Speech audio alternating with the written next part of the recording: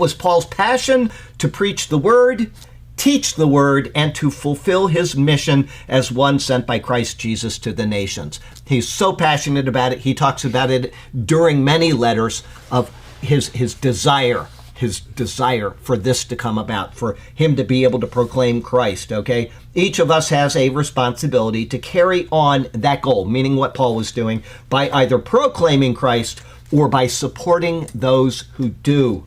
This is to include pastors, teachers, and don't forget the missionaries.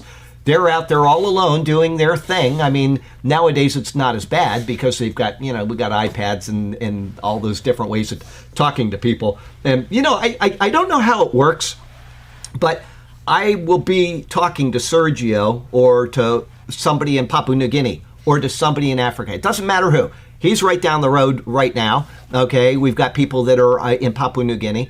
I don't care where they are. I will be having a conversation with them on, we'll say, Apple Messages. And I will send it, and within 1 second, I will get either a thumbs up or something, and then I give a response, and we're talking real time with our fingers. And I think, how does that happen? How can it be that fast? It doesn't matter if he's right down the road or if he's on the other side of the world. It's so quick that I haven't even gotten a response, and I'm getting, thought of another response, and I'm getting a response. I don't understand that, but that's how connected we are in the world. So it's not the same for like Jess, Ray and Jess. They're in Papua New Guinea, and if they were there 50 years ago, they would really be there alone.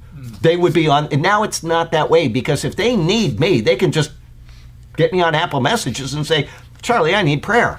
Okay, it's that quick. And so it's different today, but I still recommend that you support missionaries, because somebody has to be over there. Somebody actually has to be there. You're not going to convert people, but you know what's going to happen? If somebody gets the internet in Papua New Guinea, okay, we'll say a little community gets the internet, and they want to find out, somebody mentioned this guy Jesus, and we want to find out about him. What are they going to find out about him based on our conversation 5 minutes ago? They're going to get the highest ranked video on Jesus, something with 1 million views, which is total nonsense that somebody is peddling.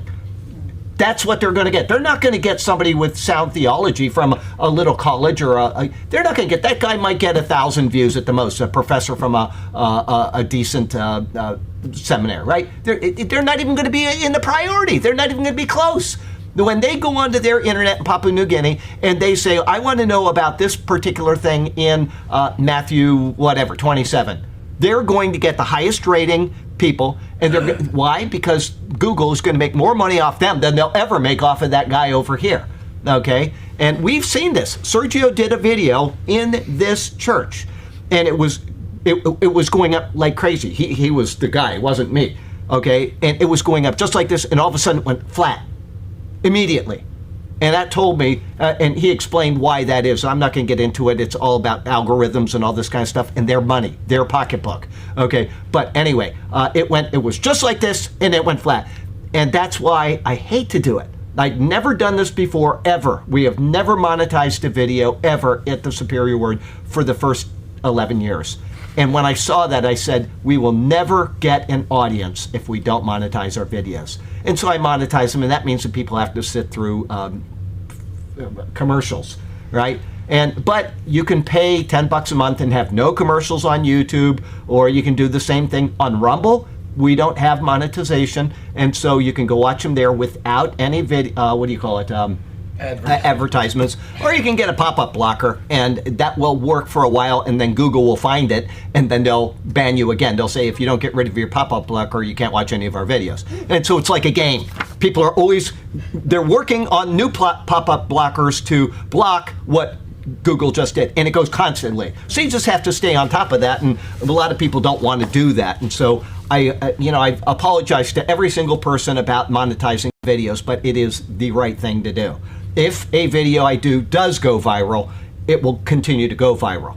And I want this doctrine out here. That's why I do this, is so that people will get what I believe is the proper reading. Doesn't mean it is, but that's what I believe. And I would not intentionally give you wrong information. Anyway, Okay, missionaries. Don't forget to fund them. Have you been faithful in contributing to these needs? Okay.